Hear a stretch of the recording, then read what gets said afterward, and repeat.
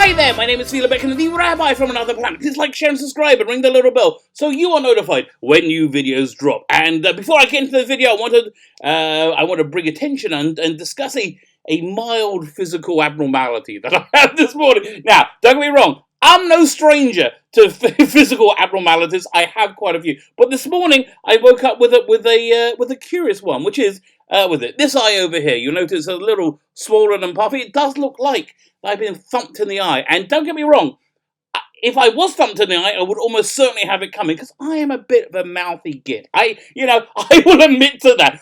If I had something out of line, I can see that happening. I deserve to get punched in the face. That's not actually what happened. I woke up this morning and I found it like this, and I think it was a mosquito bite. But equally possibly, my wife may have hit me with a baseball bat in the middle of the night. We have been locked alone in our homes for quite some time. So yeah, anything could have happened. I don't think it did. But if it did, I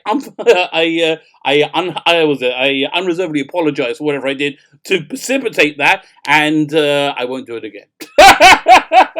Okay, my name is Felix and the Rabbi from another planet. Let's what are we talking? We're talking about Stephen Moffat. Yeah, okay. This is a hint for a good rule for YouTubing. Try and know what you're talking about before you start recording. We're talking about Stephen Moffat and a bunch of rumors and innuendo, which I'm now going to stitch together to form a narrative which I find credible. But let's be clear, this is all entirely rumor, entirely speculation, and it's again, I'm just piecing together bits of rumors I heard into one narrative that I think is credible, but that it being credible doesn't necessarily mean that it's actually going on. It just means, I can believe this happening, and a large part of me would very much like to believe it. But before we get into it, can you hit that subscribe button? I don't know what's happened in the last week or so. My growth of subscribers has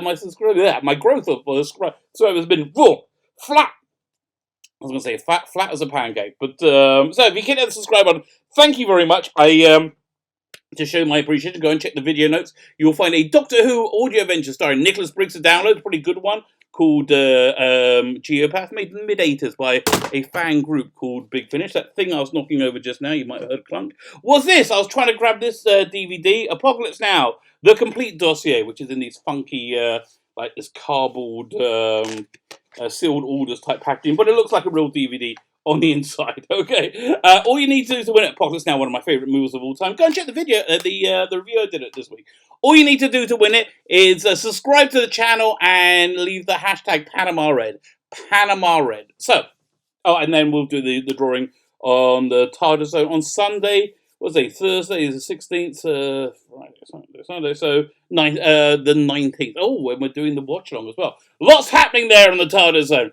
Fine. So this is a culmination of a bunch of rumors that I'm putting together into some kind of believable narrative, and the upshot of it is that Stephen Moffat may well be coming back to Doctor Who in some greater form than he's intimated thus far. So where does all this come from? Okay, so let's go back to the first, chronologically, the first rumor that I heard was that Chris Chibnall was sort of forced into taking the role of showrunner against his will. He was not on board with it at all. Which okay, hats off to you there, Chris. I think you did. Think you had made the right decision. But apparently he was not on board for it at all. And at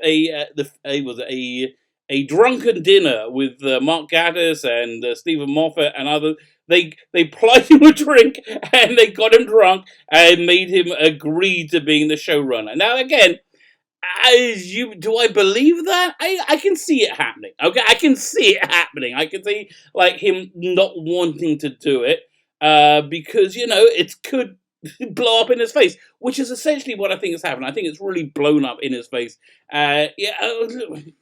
Yeah, I like him to feel. I really hate what he's done with Doctor. I really genuinely hate it. But this is giving it a little bit more dimension. Also, another thing I've heard about Chibnall, which I do believe, because I heard from somebody who seemed completely credible, who knows him personally, said he's an incredibly nice person, which is interesting. I say I would not have gotten that from his work. I wouldn't have been able to pick up on that. So yeah, so he was forced into it, essentially forced into taking on the showrunner, being a showrunner by Stephen Moffat. With I'm sure assurances from Moffat that yeah, he'll help out, he'll be around if he needs help. But I don't think what Stephen Moffat, again, this is all in my speculative narrative. I don't know if any of this happened at all. This is just what I think is a credible narrative to me.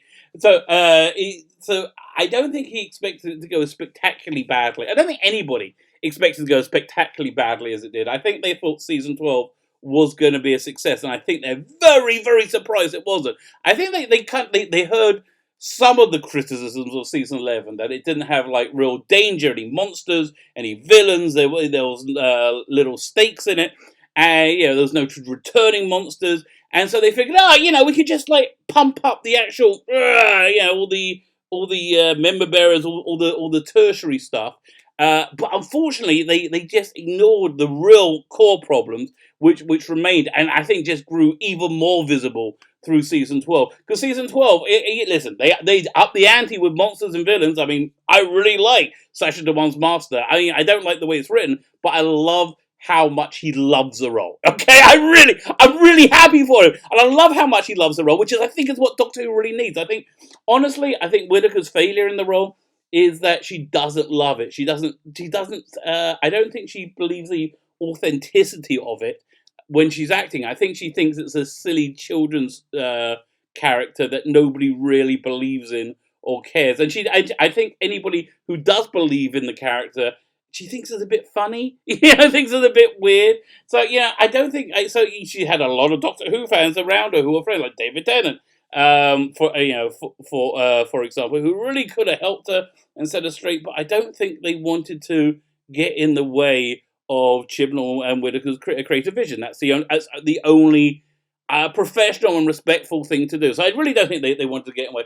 But then the Timeless Children happened, and season 12 happened, and it was a disaster. It wasn't just a disaster in terms of storytelling, it was in terms of disaster, in terms of popularity. The thing I think that really crushed them, that really, really crushed them, was that not that they didn't get a bump in ratings at the end of the season. With all the stuff they plugged it with the Radio Times Club cover, with everything they put into it, and they pulled out all the stops. They did their best. They really did their best.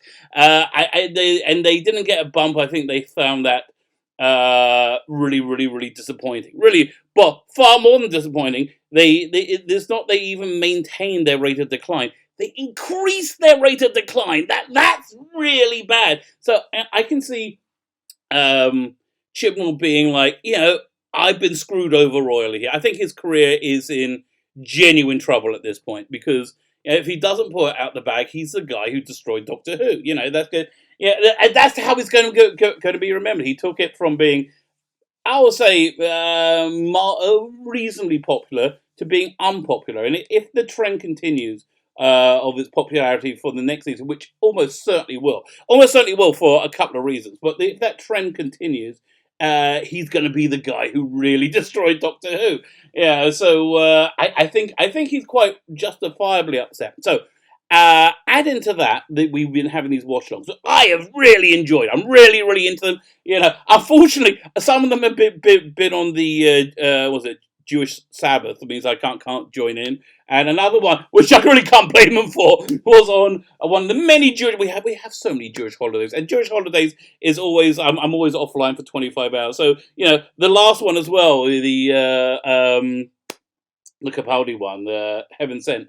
That one I also missed because it was on. I can't really blame them. They did it on a Wednesday night. Who knew that would be a Jewish holiday? By the way, if you're interested, that holiday was commemorating the splitting of the Red Sea. if anybody wants to know bizarre law, that's what it was. Apparently in Dawn is when the Red Sea split, and it took a number of hours. It took about 12 hours, I think. Anyway, I digress.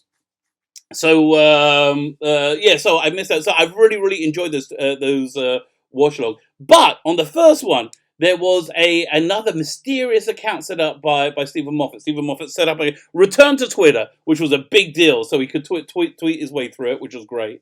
And he had set up an account for that. But then there was another mysterious second account set up, which seemed to be by him. It was linked to by both the Radio Times and Big Finish. So it seemed to be him, but Stephen Moffat was spelt wrong. There was that, and so I really don't know what the deal is. I think it could possibly be him throwing shade at Chris Chibnall, and because that's what that did. I certainly think the introduction did. The little Strax introduction. I think it made fun of the Time of Children without throwing shade at it. So I can understand if Chris Chibnall wasn't he really pissed off because he was put in this position, if all these rumors are true, by Stephen Moffat dumping him in it, basically. And again, I just don't think anybody expected it to go as badly as it did. I really think that's the sequel. So we got things about it. So then we had over the last couple of weeks,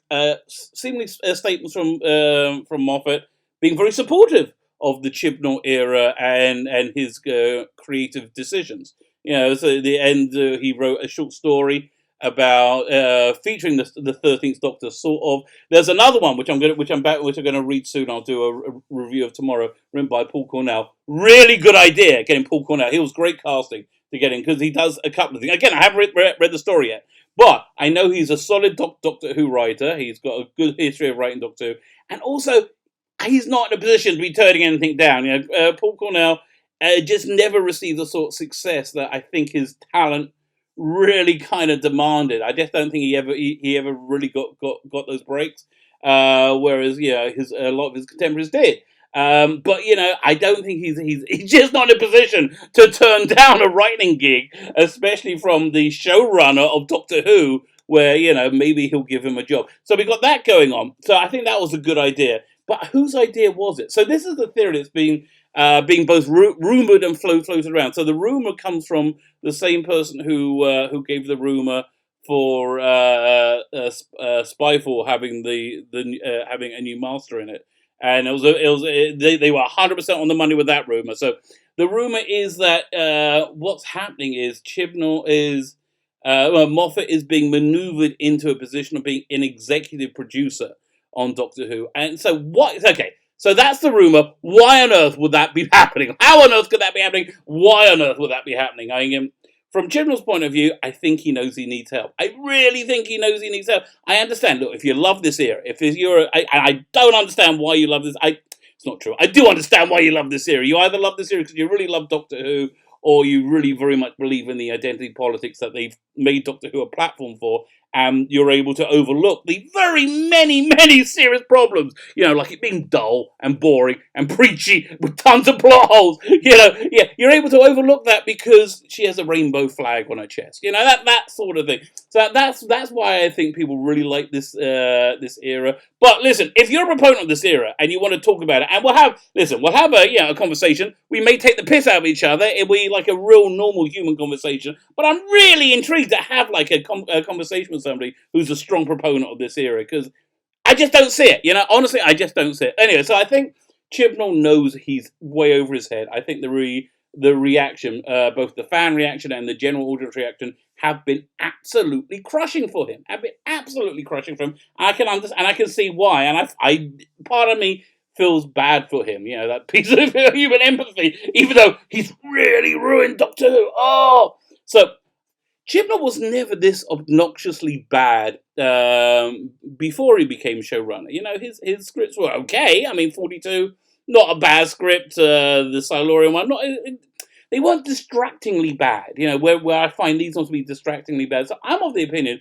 that Chibnall works much better with somebody helping him, somebody working. I think his scripts where he hasn't been showrunner have been much stronger. So there's a strong side to say that Moffat put him in this position, and Chibnall really needs help, and he needs Moffat to come on. So why would Moffat do it? It seems crazy. Well, firstly, I think he wants to stay on the good side of the BBC. They are his major employer right now.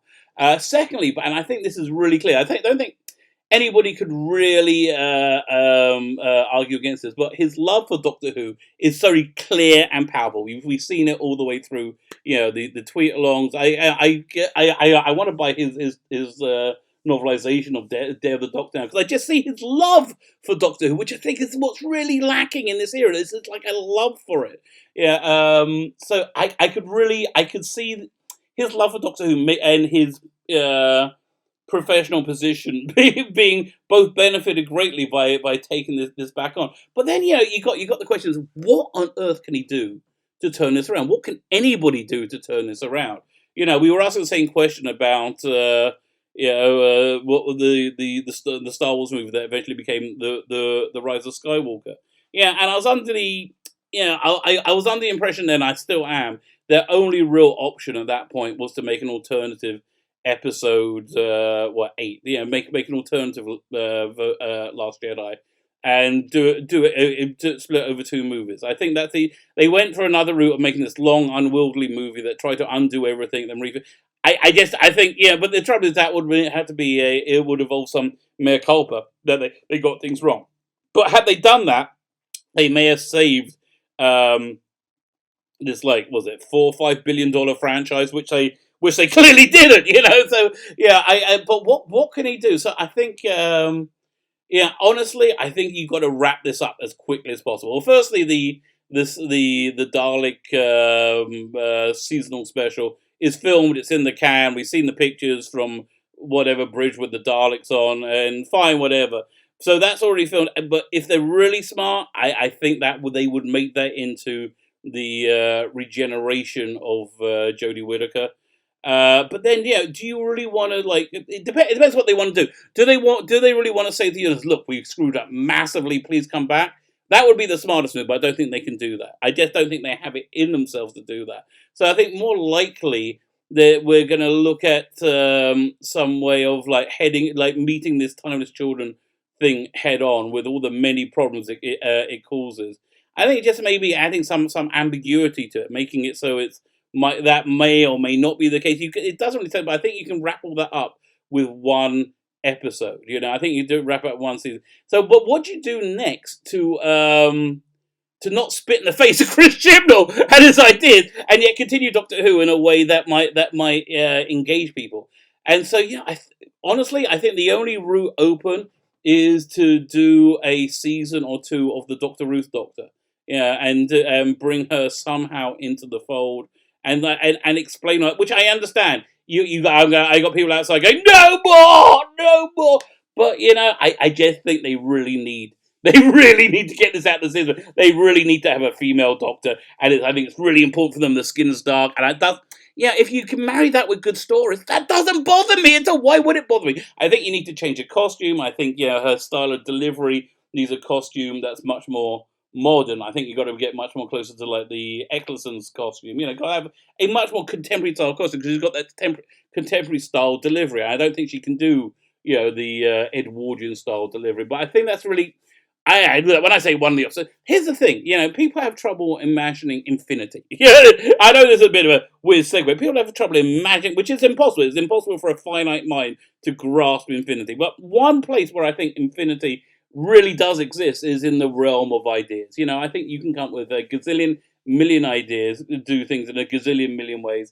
So there are many ways to turn this ship around. I just hope they do. I just don't know. The other thing is, I don't know if Whittaker can do it. I don't know if Whittaker has the will to do it. I don't know if she has the inclination to see this as a role that she can believe in. I just don't know. If she can, I think great, but I don't. I think you need a break. I think you need a break and to start go in a different direction, because this has clearly failed. It's clearly failed. Which honestly, if it hadn't, I think I would be shutting up. I don't think I would be making. I'd have a jam, be like, okay, so Doctor Who is popular and moved on, but it's not popular. So that's where we are. So again, this was a narrative built up from rumor, and it's all my own. It's a narrative built up that makes sense to me, sort of. It's a narrative I can believe in, and I wouldn't be surprised if it's not entirely accurate, but I would be surprised if it's not somewhat real. I think like last year we had the rumor that Chris Chibnall walked off Doctor Who. I believe that. I do believe that. I believe that because I find it hard to believe that there was nobody in the management of BBC that looked at the time as children and went, "Whoa, what are you? Yeah, this is going to work out bad. You can't do this."